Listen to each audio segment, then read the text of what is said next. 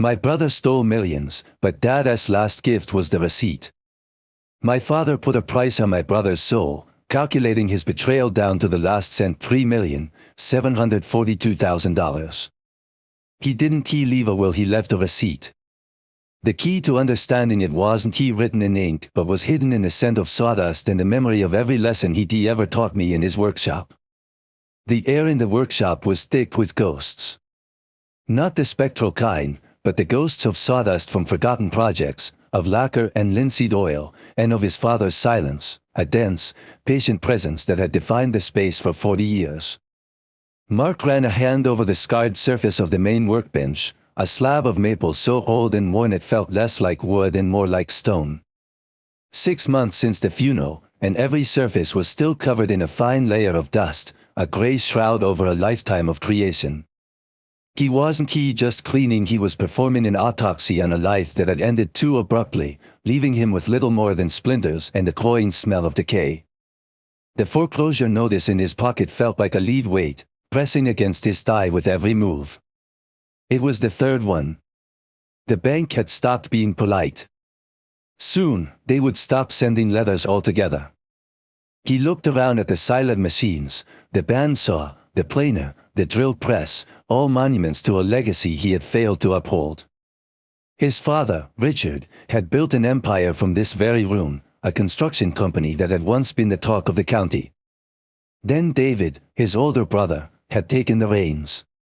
David, with his sharp suits and sharper smile, had managed the company's strategic dissolution, a bloodless term for gutting a family business and selling the choicest parts for scrap. His phone buzzed, the vibration an unwelcome intrusion in the sepulchre. David's name glowed on the screen. Mark ignored it, but it buzzed again, persistent and demanding. He finally answered, pressing the phone to his ear with a sawdust-caked hand. "Mark? You getting my calls?" David's voice was smooth, a polished river stone against the rough sawn timber of the workshop. "I'm here, David. In the shop." "Right. Look, I was just thinking about you. Mom mentioned you were struggling. I want to help. I'm wiring you 5,000. Should tide you over." It wasn't a question. It was a transaction, a flick of a wrist to brush away an inconvenience. $5,000. To David, it was a dinner bill. To Mark, it was an insult wrapped in pity. "I don't need a handout," Mark said, his voice flat. A sigh crackled through the speaker, a carefully calibrated sound of fraternal disappointment. "Don't be proud, little brother. It's a tough market. Dad understood that. It's why he wanted me to handle things, to make sure the family was secure when he was gone." The words landed like hammer blows. Mark looked at a half-finished rocking chair in the corner, one of his father's last projects. Richard hadn't wanted this. He had wanted the company to pass to Mark, the one who understood the grain of the wood, not just the figures on a balance sheet. "The family is secure. David, I'm losing the house. We all have to make adjustments," David said, his tone shifting, becoming brisk and final. "Take the money, Mark. It's what Dad would have wanted. I have to run, board meeting. We'll talk soon." The line went dead. Mark stared at the phone, a cold, impotent rage coiling in his gut. He hurled the device against a stack of discarded lumber, where it clattered and fell into the shadows. He needed to break something, to feel a tangible splintering that matched the one in his chest. His eyes fell on a dusty set of storage shelves his father had built into the far wall, cluttered with old jars of screws and dried-up tins of varnish. He grabbed the pry bar, intent on tearing the whole thing down, when he noticed it, a single board that wasn't quite flush with the others. The grain was wrong, running perpendicular when it should have been parallel. His father had been a master of secrets, of hidden compartments and ingenious joinery. Curiosity overriding his anger, Mark wedged the pry bar into the seam and pulled. The board resisted, then gave way with a groan, revealing a dark, cobwebbed cavity within the wall. Tucked inside was a box. It was large, but it was heavy, crafted from alternating strips of dark walnut and light maple in a dizzying geometric pattern. The lock was a complex brass mechanism, and tied to its handle was a yellowed shipping tag. In his father's familiar, precise script, it read for Mark. Only when you are truly lost. He sank to his knees on the dusty floor, the weight of the box in his lap a sudden, terrifying anchor. He was lost. He was more lost than he had ever been in his life. The box didn't feel like a gift. It felt like a judgment. The box sat on the workbench, an island of pristine craftsmanship in a sea of dusty chaos. For an hour, Mark did nothing but stare at it, running his fingers over the seamless joinery, the impossibly tight dovetails that his father had been famous for. The warning on the tag echoed in his mind, only when you are truly lost. He pulled the foreclosure notice from his pocket, the paper crumpled and soft from repeated handling, and laid it beside the box. The bank had given him 30 days. 27 of them were gone. If this wasn't he being lost, he didn't know what was. Hope, sharp and painful, pierced through his despair. Perhaps the box held the deed to the house, free and clear. Maybe it was filled with cash, a secret emergency fund Richard had tucked away. The thought was a lifeline, and he clung to it. The brass lock, however, was a small, intricate puzzle box of its own, with no visible keyhole. His father, a man who believed the well-made things should be difficult to unmake, had ensured its secrets were protected. He spent another hour searching the workshop for a key, sifting through jars of miscellaneous hardware and peering into the dark corners of long-forgotten drawers. Nothing. The futility of the search gnawed at him until a grim resolution settled in his gut. He was a carpenter. If he couldn't open the box, he would unmake it. The act felt like a betrayal. He selected a thin, razor-sharp chisel and a small mallet, tools of creation he was about to use for destruction. Placing the chisel's edge against one of the perfect walnut seams, he paused. It felt like sacrilege, a violation of his father's memory. But the memory of David's condescending voice, the image of the foreclosure notice, was stronger. He brought the mallet down. The wood resisted, the joinery holding fast as if in defiance. He struck again, harder, and a sharp crack echoed through the silent workshop. A splinter of walnut flew past his face. With methodical, regretful precision, he worked his way around the lid, prying and splitting until the top of the box came loose with a final, mournful groan. He peered inside, his heart pounding with a mixture of hope and dread. There was no cash. No deed. No savior in a stack of $100 bills. The bottom of the box was lined with faded red velvet, and nestled within it were only two items. The first was an old ledger, its dark leather cover cracked with age and embossed with the faint initials RC. It was heavy, filled with thick, cream-colored paper. He lifted it out and opened it. The pages were filled with his father's meticulous, architectural script, but the entries made no sense. They were arranged in neat columns, a type of wood, a date, and a number. Cherry, Heartwood, October 5th, 14, 88,450.00. Birdseye Maple, January 17th, 15, 121,300.75, CW. African Mahogany, April 2nd, 15, 250,000.00, CW. He flipped through the pages. There were hundreds of entries, spanning several years. It looked like a logbook, but the numbers were impossibly large for lumber purchases. What did CW mean? His father's last years had been marked by a quiet, withdrawn sadness after the company dissolved, but Mark had never seen any sign of dementia. This, however, looked like the work of a fractured mind, a man lost in a fantasy of wood and nonsensical figures. The meticulous order of it all was the most unsettling part. It was chaos presented with perfect clarity. Beneath where the ledger had rested lay the second item, a single, hand-carved key. It was fashioned from a dark, dense wood he recognized as lignum vitae, so heavy it felt almost like polished stone. The bit was a complex, geometric shape unlike any he had ever seen. It was a key for a lock that existed somewhere beyond his knowledge, a beautiful, useless object. Mark slumped onto a nearby stool, the ruined box at his feet, the book of riddles in his lap. Hadn't he found a solution, he had found a deeper mystery. The hope that had surged through him just moments before evaporated, leaving a cold, hollow ache. His father hadn't he left him a rescue. He had left him a puzzle, a carpenter's cipher scribbled in the language of a madman. David's office was on the 12th floor of a downtown tower, a glass and steel cage that offered a panoramic view of a city he seemed to own. The air inside was cool and sterile, smelling faintly of leather and expensive air freshener, the polar opposite of the workshop's honest scent of wood and sweat. Mark felt out of place in his worn work jeans and faded flannel shirt, a relic from a different world. He placed the old leather ledger on the polished surface of David's massive mahogany desk.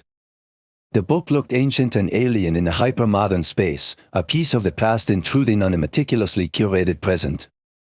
David, who had been orchestrating a conference call with silent, imperious hand gestures, ended the conversation abruptly. He leaned back in his high-backed leather chair, a portrait of relaxed power. Mark. An unexpected visit. To what do I owe the pleasure? I found this, Mark said, pushing the ledger across the desk. In the workshop. Dad left it for me. His brother picked it up, his manicured fingers tracing the cracked leather. He opened it, his eyes scanning the first page. For a fraction of a second, the polished mask slipped. His eyes widened almost imperceptibly, his smile tightening at the corners. It was a flicker of genuine shock, of raw recognition, so brief that if Mark had blinked, he would have missed it. Then, just as quickly, it was gone, replaced by a soft, pitying chuckle that grew into a full, dismissive laugh. Oh, man, David said, shaking his head as he flipped through the pages. I'd forgotten about this. Poor Dad. He really wasn't himself at the end, was he? Mark remained silent, watching his brother's performance. What do you think this is? David asked, his tone laced with a condescending amusement. Some kind of secret treasure map. He tapped a finger on an entry. Bird's Eye Maple, 121,300.75. He was losing it, Mark. These are just old project bids, things he dreamed up. He would sit for hours, scribbling away. It was sad. He was trying to relive the glory days. The explanation was smooth, plausible. It painted a tragic picture of a once great man reduced to fantasy. Yet, it didn't align with the flicker of panic Mark had seen in his brother's eyes. It didn't explain the meticulous, unwavering consistency of the entries or the hidden compartment where the box had been concealed. He seemed fine to me, Mark said, his voice quiet but firm. He was sharp right up to the end. David sighed, the sound a gust of weary patience. He closed the ledger and slid it back across the desk, as if it were a contagious object. You saw what you wanted to see. I was the one handling the finances, dealing with the doctors. I had the full picture. He leaned forward, his expression softening into one of practiced sympathy. Look, I know you're in a tough spot. You're stressed. You're looking for answers, for some kind of miracle. This book isn't it. He opened a drawer and pulled out a checkbook. I'm serious about helping. Let me give you 10,000 this time. No strings attached. Get yourself back on your feet, pay off some bills. Stop worrying about these ghosts. The offer was a dismissal, a bribe to make the problem go away. It was a clear message: take the money and forget you ever saw this book. The pieces clicked into place for Mark, not forming a full picture, but creating a distinct and unsettling outline. The book wasn't a product of dementia. It was a threat. Mark stood up, leaving the checkbook untouched on the desk. He picked up the ledger, its weight feeling different now, heavier, more significant. Thanks for your time, David, he said. He didn't argue or raise his voice. He had come for an explanation and had received a lie, but in that lie, had found a more important truth. As he walked toward the door, David's voice, now stripped of its false warmth, stopped him. Mark. It's just a book of nonsense. Let it go. For your own good. The words hung in a sterile air, no longer a piece of advice, but a thinly veiled warning.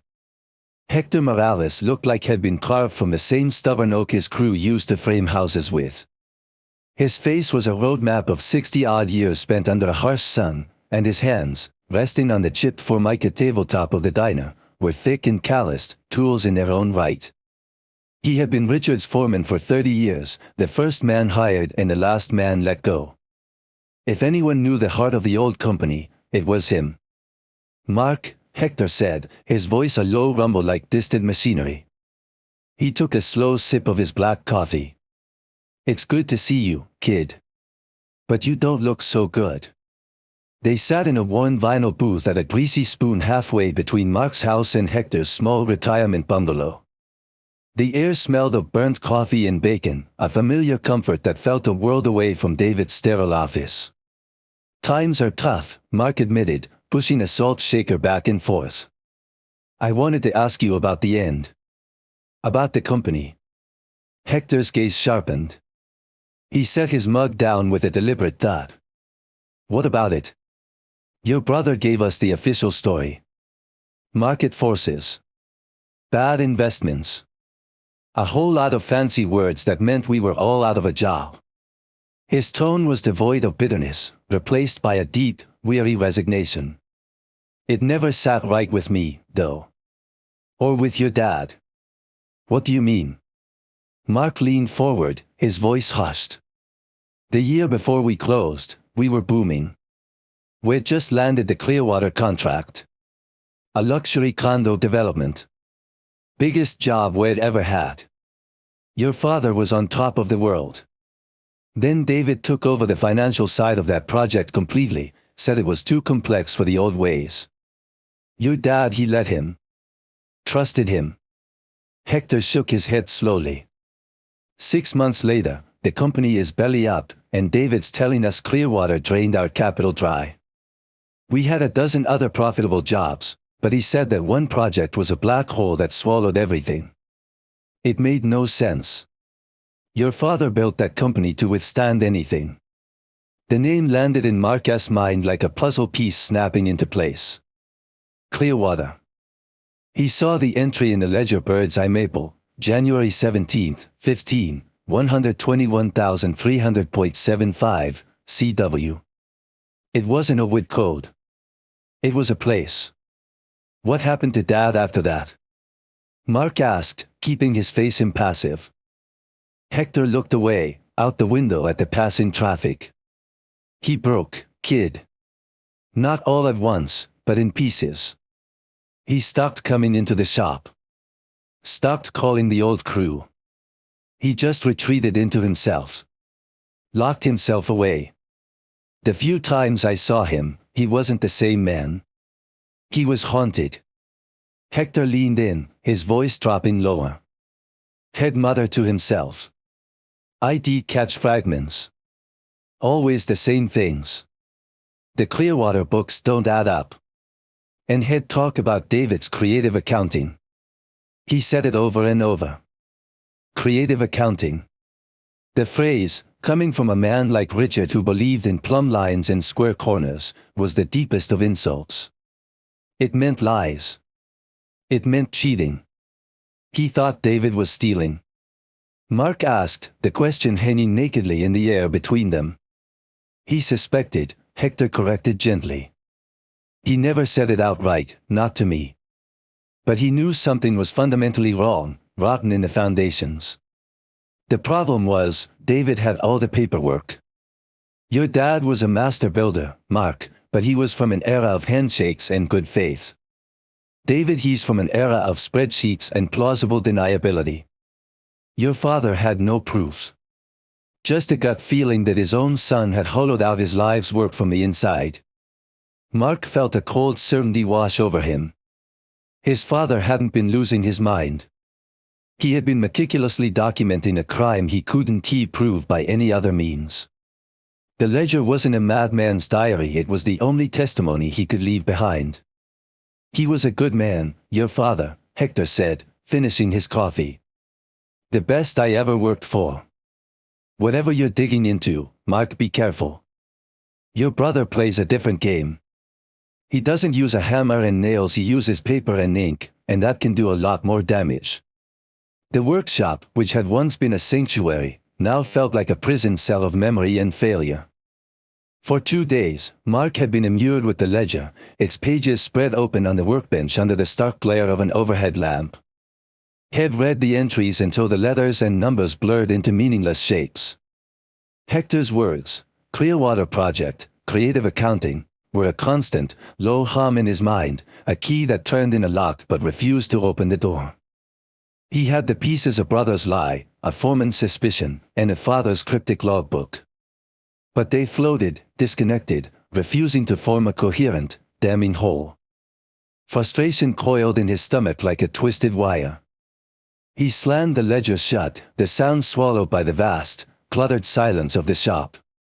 He needed to work, to feel the familiar heft of a tool in his hand, to create order from a raw piece of lumber. He walked over to a rack of exotic hardwoods his father had kept for special projects, his fingers grazing over the different textures. He pulled out a heavy, dark plank, its grain a deep, swirling red. African mahogany. He laid it on the bench next to the ledger.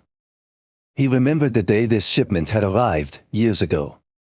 His father had been excited, running a hand over the raw wood with a reverence usually reserved for finished work. This, Richard had said, his voice full of pride, is for the Clearwater penthouses. The client wants the best. They want a story. The smell of the wood, rich and earthy, filled the air then, just as it did now.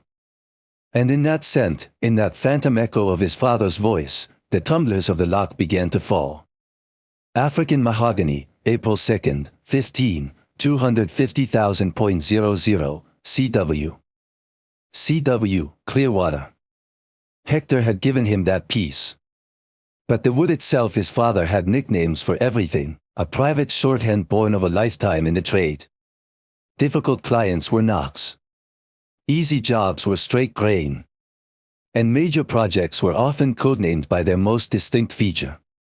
The Harrison Library, with its endless cherry shelves, was simply the cherry job. The First National Bank build, with its stark maple interior, was the Maple Fortress. African mahogany. It wasn't just a material for Clearwater, it was Clearwater in their private language. His heart began to hammer against his ribs. He grabbed the ledger and frantically flipped through the pages, his eyes scanning the list of words.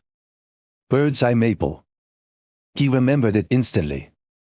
A specific, rare veneer used for the custom cabinetry in the lobby of the Ellingson Tower, another major project from that period. Cherry, heartwood. The deep, red-hued wood they had used exclusively for the high-end renovations at the old courthouse. It wasn't TA code.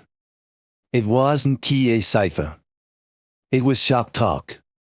It was the language he and his father had shared since he was a boy, a vocabulary of grain and grade that David, in his world of spreadsheets and stock options, would never have understood or valued. The first part of the puzzle was solved. The wood types were the projects. The dates were the dates. But the numbers remained an obstacle. They were too clean to be material costs, too erratic to be profit margins. He stared at the Clearwater entry again, 250,000.00. It looked exactly like a monetary figure. But his father was a carpenter.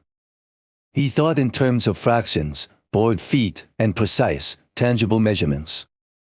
Why would he write a financial ledger this way? His gaze fell on another entry, one he had dismissed as particularly nonsensical: White Oak, quarter sawn, August 19, 14, 64,128.32. The number was awkward, specific to the hundredth of a decimal. It looked less like money and more like an engineering spec. His father taught him that every number had a purpose. There were no random figures in a blueprint. He picked up a pencil and stared at the number, his mind racing through the old lessons. Conversions, Mark. The whole business is just conversions. From a drawing to a cut list. From a client stream to a finished room. Conversions. On a scrap piece of plywood, he wrote down the number 64,128.32. He divided it by 12. He multiplied it by 16. Nothing worked. Then, a different memory surfaced his father, chuckling as he showed a young Mark how the old-timers used to estimate costs. They'd use material codes, pricing formulas, anything to keep their bids secret from competitors. It wasn't just about the number, it was about the system behind it. What if the numbers were both? What if they were a conversion of money? He stared at the ledger, at the clean columns and the meticulous script. This wasn't a log of what was spent. It was a record of what was taken. This was the creative accounting Hector had talked about. A shadow ledger. Each entry was a transaction. A withdrawal. On April 2, 2015, David had moved $250,000 out of the Clearwater project account. On January 17 of that same year, he had siphoned off $121,300.75. The ledger was a blueprint, not for a building, but for a betrayal. It was a step-by-step, meticulously documented account of the systematic embezzlement that had gutted his father's company and ruined the lives of dozens of loyal employees. Mark sank onto the stool, the full, crushing weight of the discovery settling upon him. His father hadn't been descending into madness. He had been fighting back in the only way he could, creating an unbreakable record in a language only his true heir would understand. The ledger was no longer a confusing artifact, it was his father's last will and testament. It was an invoice for a stolen legacy. The epiphany gave way to a cold, methodical fury. The workshop was no longer a place of mourning but a command center, the workbench a staging ground for a war Mark had never known was being fought. With the cipher broken, the ledger transformed before his eyes. It was no longer a collection of cryptic entries, it was a narrative of pure, calculated greed. He worked through the night, a pot of stale coffee his only companion, the scratch of his pen on a legal pad the only sound breaking the silence. He cross-referenced the project names, the Cherry Job, the Maple Fortress, with old company files he unearthed from a dusty cabinet. The dates in the ledger lined up perfectly with major payment milestones on each project.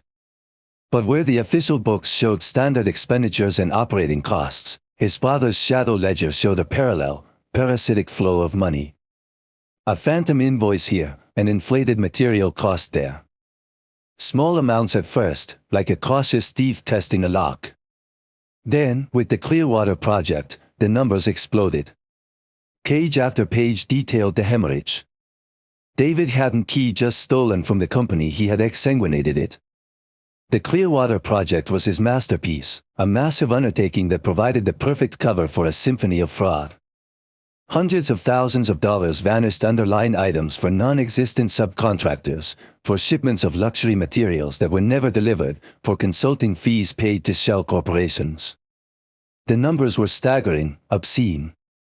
By the time the first gray light of dawn filtered through the grimy workshop windows, Mark had a final tally. He triple-checked his math, his hands shaking slightly as he wrote the final figure at the bottom of the page.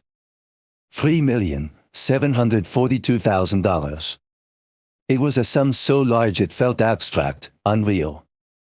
It was the price of his father's legacy, the cost of his own near ruin, the buyout that had secured David's glittering life in a glass tower. He leaned back, exhausted, the enormity of the betrayal washing over him. This wasn't a crime of opportunity or a moment of weakness. This was a long, deliberate campaign waged by a son against his father, hidden behind a mask of familial duty. David hadn't just dissolved the company, he had murdered it, slowly and secretly, and then delivered a heartfelt eulogy at the funeral. Mark turned to the final, still unread page of the ledger. Unlike the preceding pages of dense, columnar data, this one held only a few lines of his father's script, centered on the page like an epitaph. The handwriting was slightly less steady, as if written with a heavy heart. Mark. This is the receipt for your brother's soul. I did not have the strength to collect. I hope you do. The key fits the lock at Heritage Trust Bank. The words hit him with the force of a physical blow. A receipt. That's what this was. A final accounting of a debt that could never truly be repaid. His father hadn't just been logging the crime, he had been passing a torch, entrusting Mark with the terrible burden of justice. The cold rage that had fueled him through the night solidified into something harder, colder resolve. His eyes fell upon the hand-carved wooden key, still lying on the workbench. It wasn't a useless object after all. It was the final piece of the puzzle, the instrument that would unlock the rest of his father's evidence. Heritage Trust Bank. It was a small, old money institution downtown, the kind of place that valued discretion above all else. A place where a man like Richard could quietly rent a safe deposit box to store the proof that would either save his legacy or tear his family apart completely. Mark picked up the key, its weight in his palm feeling immense. It wasn't just lignum vitae anymore. It was the weight of his father's pain, of his own future, of a reckoning that was now his and his alone to deliver. The Heritage Trust Bank was a quiet temple of old money, all marble floors, brass fittings, and hushed reverence. The air inside was cool and still, a world away from the frantic energy of the city outside its heavy oak doors. Mark, dressed in the only decent suit he owned, the one he'd worn to his father's funeral, felt like an imposter. The wooden key felt unnaturally warm in the clammy palm of his hand. He approached a severe-looking woman behind a polished counter, her nameplate reading Ms. Albright. "I need to access a safe deposit box," he said, his voice sounding rough and unfamiliar in the quiet hall. Ms. Albright peered at him over the top of her spectacles, her expression a mixture of professional politeness and deep-seated skepticism. "Of course, sir. May I see your key and identification?" He placed the wooden key and his driver's license on the marble counter. She picked up the key, her eyebrows raising slightly at its unusual material and design. Her expression shifted from skepticism to mild surprise. She examined it for a moment before typing something into her computer. "The box is under the name Richard Carpenter," she stated, her gaze flicking from the screen to his ID. "The access instructions are specific. It lists a sole co-signer, authorized to access the contents upon presentation of this key and valid photo identification. A Mr. Mark Carpenter." Her professional mask softened for a moment with something that might have been sympathy. "Right this way, Mr. Carpenter." She led him through a heavy, circular vault door into a stark, brightly lit room lined with a wall of gleaming steel drawers. The silence in the vault was absolute, a pressure against his eardrums. Ms. Albright used her own master key in one lock, then indicated the other. "Your key, sir." The wooden key slid into the lock with a soft, satisfying click, a perfect fit. The tumblers turned smoothly. Ms. Albright pulled out a long, narrow steel box and placed it on a nearby viewing table in a small, private alcove. She then retreated with a quiet professionalism, leaving him alone with his inheritance. His hands trembled as he lifted the lid. There was no velvet lining here, no pretense of sentimentality. The box was all business. It was filled to the brim with paper, organized into neat, labeled folders. His father, a man who built things to last, had constructed a case against his own son with the same meticulous care he would have used to frame a house. The first folder was labeled Clearwater Invoices. Inside were the originals. Mark recognized David's crisp, authoritative signature on the payment authorizations. Alongside them were bank copies of the cashed checks. The payees were companies Mark had never heard of: Apex Logistical Solutions, Viridian Material Supply. They sounded legitimate, corporate, and utterly anonymous. The next folder provided the context. It was labeled Apex Viridian. It contained incorporation documents filed in the Cayman Islands. He scanned the paperwork, a knot tightening in his stomach. The sole director and owner of both shell companies was listed as David Carpenter. His brother hadn't just inflated costs he had been paying himself, routing company funds through a labyrinth of phantom suppliers that led directly back to his own offshore accounts. The final folder was the keystone. It was simply labeled betrayal. Inside were meticulously collected bank statements from those offshore accounts. The deposits mirrored the dates and amounts from the falsified invoices with chilling precision. A payment of $250,000 authorized by David from the company account to Viridian Material Supply would appear 2 days later as a $250,000 deposit in David's personal account in Grand Cayman. It was all there. His father had managed to acquire a complete, damning paper trail. The ledger in his workshop wasn't just a secret record, it was an index, a table of contents for the hard evidence stored in this cold, steel box. He had every invoice, every incorporation document, every bank statement needed to prove a systematic, multi-million-dollar fraud. Richard hadn't just suspected a betrayal, he had investigated it, patiently gathering the evidence piece by painstaking piece, all while his son smiled at family dinners and spoke of market forces. The weight of his father's quiet, lonely crusade pressed down on Mark. This wasn't just about money. It was about a profound, silent battle fought by a man who had been stripped of everything but the truth. And now, the truth was his to wield. The dining room at his mother's house was a museum of a life that no longer existed. The heavy oak table, one of his father's first major furniture pieces, was set with the good china. Photographs of a younger, happier family smiled down from the mantelpiece, 2 boys, grinning with their arms around a proud father whose eyes hadn't yet learned the look of quiet defeat. Elena, their mother, moved around the table with a determined cheerfulness that felt brittle, a thin veneer over her grief. She had been thrilled when Mark called to arrange the dinner, a rare chance to have both her sons under one roof again. David arrived looking every bit the magnate, dressed in a tailored casual jacket that probably cost more than Mark's mortgage payment. He brought an expensive bottle of wine and a bouquet of lilies for their mother, playing the part of the devoted son with practiced ease. He greeted Mark with a cool, appraising look, a silent question in his eyes about their last meeting. Mark simply nodded, offering a blank canvas for his brother to project his assumptions onto. Dinner was a tense, surreal affair.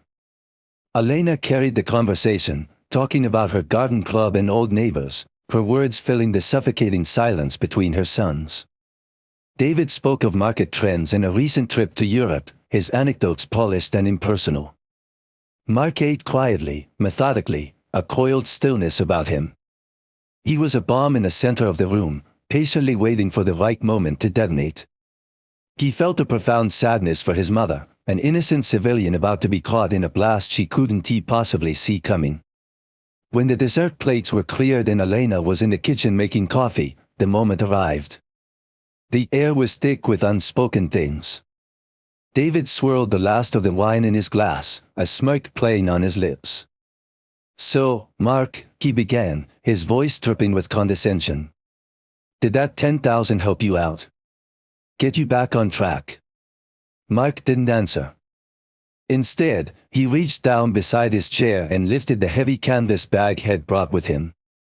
He placed it on the table, the soft thud silencing his brother. With deliberate, unhurried movements, he began to unpack its contents. First, he laid out the old leather ledger, opening it to a page detailing the Clearwater project. The familiar list of wood, dates, and numbers sat starkly under the warm light of the dining room chandelier. David's smirk faltered, his posture stiffening. Next, Mark placed the folder of falsified Clearwater invoices beside the ledger, fanning them out so the fraudulent signatures and phantom company names were clearly visible. Then came the incorporation documents for Apex and Viridian. The Cayman Islands letterhead, a glaring testament to a world far removed from this quiet suburban dining room. He placed the page listing David as the sole director directly on top. Finally, he laid out the offshore bank statements, a chronological paper trail of deposits that mirrored the ledgers accounting to the dollar and the day.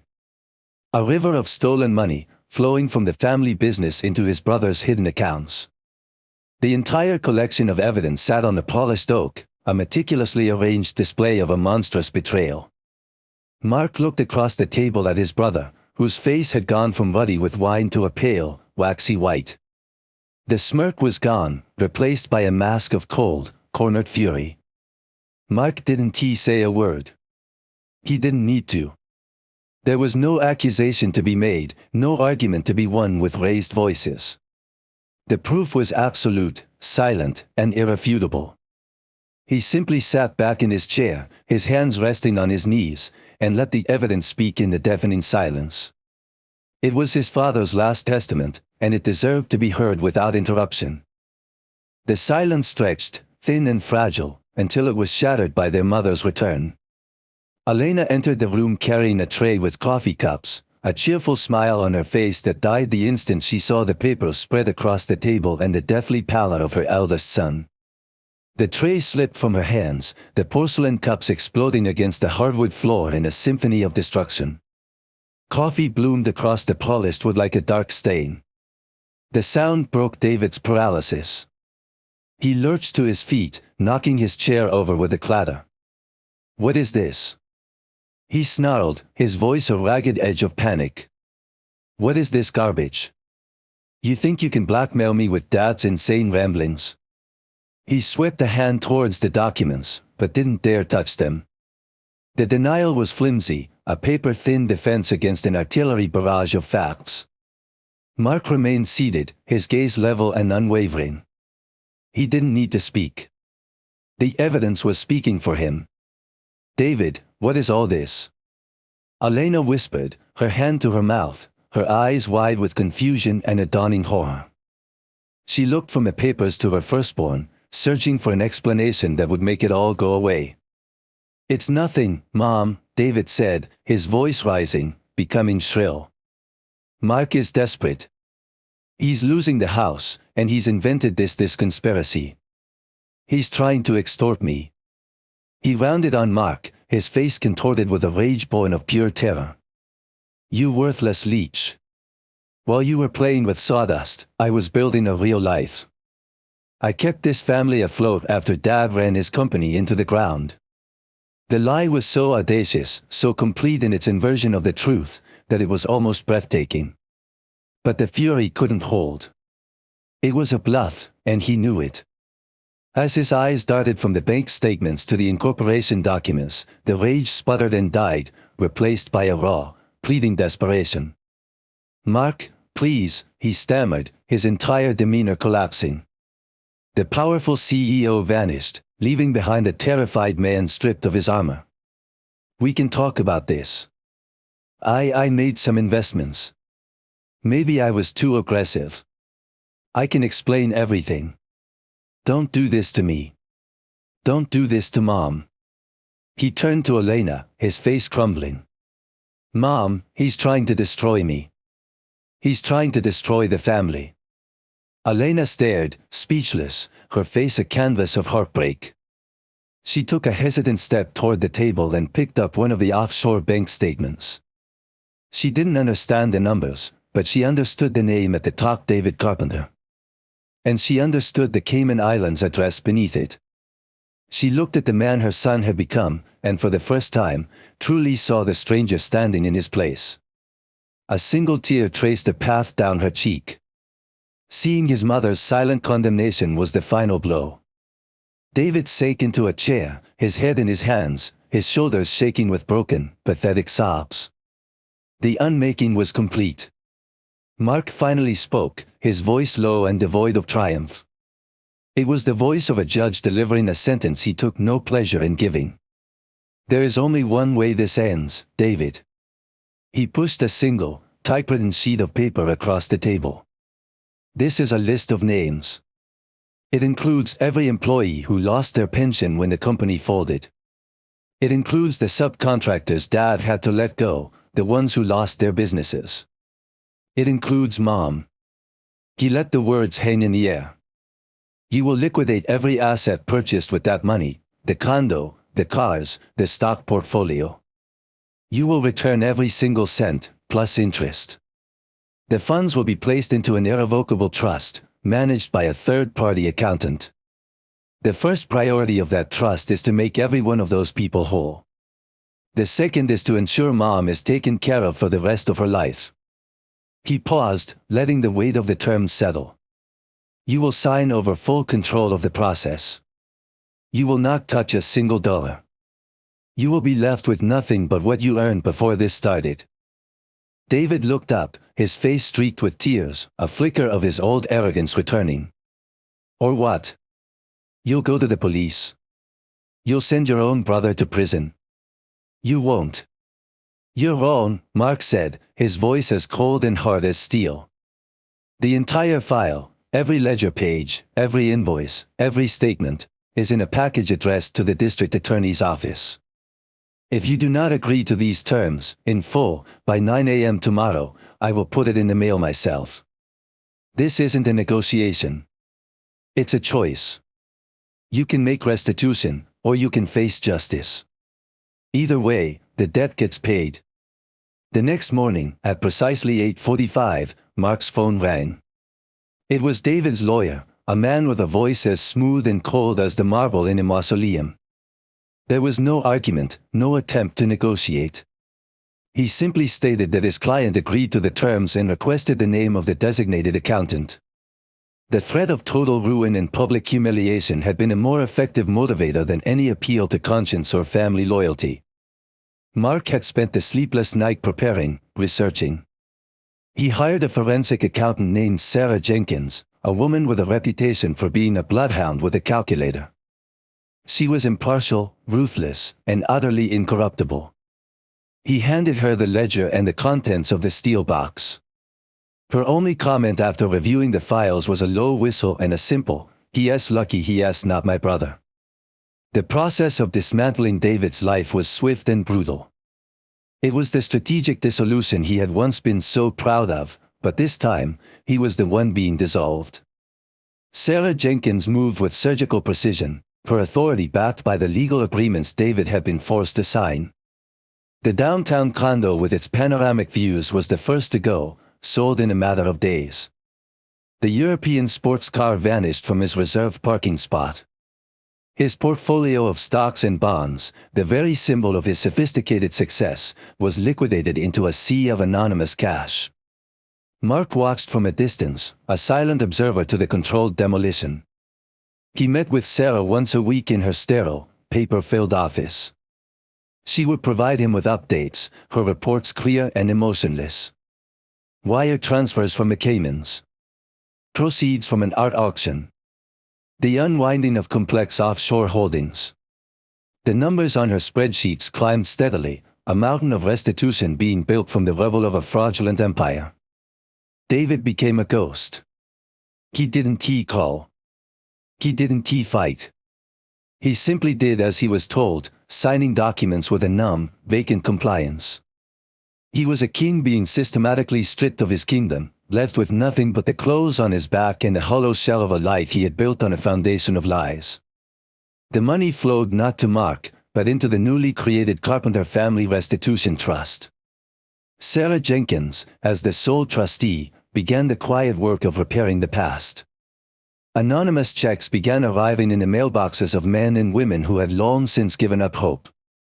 Hector Morales received a check that covered every dollar of his lost pension, with a decade of interest tacked on. Other former employees, now working low-wage jobs or forced into early retirement, found their savings accounts suddenly restored. The subcontractors who had been bankrupted by the company's collapse were paid in full for their final, uncompensated invoices. Each payment was made without fanfare, a silent correction to a long-standing injustice. The largest portion of the funds was used to establish a secure, lifelong annuity for their mother, Elena.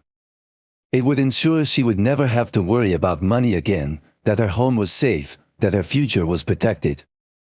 When Sarah Jenkins informed Mark that after all debts were paid, a substantial sum, nearly $1 million, remained, she asked him where it should be directed. "I don't want it," Mark said without hesitation. "Dad didn't leave this for me. He left it for them." "It's your money, legally," Sarah pressed, surprised. "You're entitled to it. For your own house, for your troubles." Mark thought of the foreclosure notice, the sleepless nights, the bitter taste of his brother's pity. He could wipe out his own debt with a single signature. He could rebuild his life 10 times over.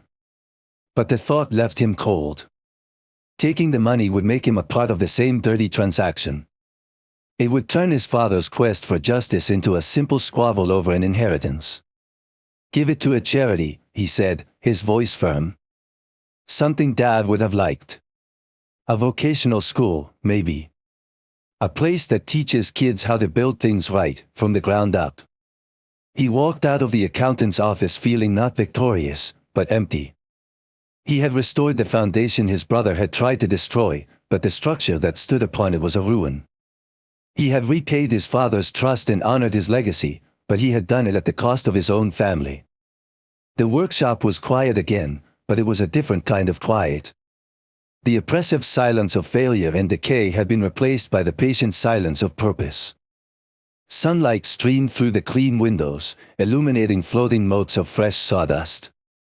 A new project, a simple bookshelf commissioned by a neighbor, sat half-finished on the main workbench. The foreclosure notices were gone, replaced by a paid-in-full receipt from the bank, a small, anonymous miracle courtesy of the restitution trust. The house was safe. Mark ran a hand over the ornate wooden box his father had made, its lid now crudely repaired where he had forced it open. It sat on a shelf above the bench, empty of its secrets. He had thought that reaching this point would feel like a victory, a release. He had imagined a sense of triumph, of righteous satisfaction. But there was none. There was only a profound and weary quiet in his soul. He had spoken to his mother only a few times since that terrible dinner. She was safe and secure, but her voice was hollow, the brittle cheerfulness gone for good. She never mentioned David. It was as if she had one son, not two. The name, like the man himself, had been excised from her life, a cancerous growth removed at great cost. Mark knew he would likely never see his brother again. There was nothing left to say, no bridge that could ever be rebuilt over the chasm of such a betrayal. The family he had known, fractured as it was gone forever, shattered as surely as the coffee cups on the dining room floor. A few days earlier, a thick envelope had arrived in the mail. It was from Hector Morales. Inside was a short, handwritten note. "Richard would be proud of you, kid. You did right by him. You did right by all of us." Tucked inside the note was a check made out to Mark for $5,000. The memo line read simply a loan. The gesture, the quiet solidarity from a man who understood the language of honor and loyalty, meant more to Mark than all the millions that had passed through the trust. It was the only part of the whole affair that felt clean. He picked up a hand plane, the steel cool and heavy in his grip. He set it to the edge of a poplar board, the blade shaven off a perfect, paper-thin curl of wood. The rhythmic, whispering sound was a comfort. His father had taught him that the integrity of any structure depended entirely on its foundation. You couldn't build something true and lasting on a rotten base. He had spent the last several weeks tearing down a rotten structure built by his brother, and in its place, he had restored the foundation his father had laid, one built on honesty, integrity, and a responsibility to the people who trusted you. He had honored his father's memory. He had secured his mother's future and delivered justice to dozens of families. He had done what was necessary. But looking around the quiet workshop, at the empty space his brother once occupied in family photos and holiday memories, he understood the true nature of his inheritance. His father hadn't left him a weapon for revenge. He had left him a burden. The ledger was not a tool for victory, but a test of character. True justice, he realized, wasn't a celebration. It didn't end with a triumphant hero and a vanquished villain. It ended in a quiet aftermath, with the account settled and the damage tallied. It was a somber, necessary act of balancing, of making things right, even when the cost of doing so was a piece of your own heart. It wasn't about winning. It was about shouldering the weight of the receipt, paying the price, and continuing to build. In the end, the receipt for his brother's soul was paid in full, every stolen dollar accounted for. But the final tally wasn't measured in money, but in the silence of a broken family. The father's last lesson, hidden in sawdust and scribbled in a ledger, was that sometimes the price of integrity is everything you have left to lose.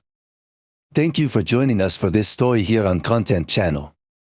We'd love to hear your thoughts in the comments below. Do you believe Mark was right to offer his brother the choice of restitution, or should he have pursued legal justice through the authorities from the start? We appreciate you spending your time with us. Be sure to join us for our next story, where we ask what happens when a man who has lost everything decides that paying his debt isn't the same as being forgiven.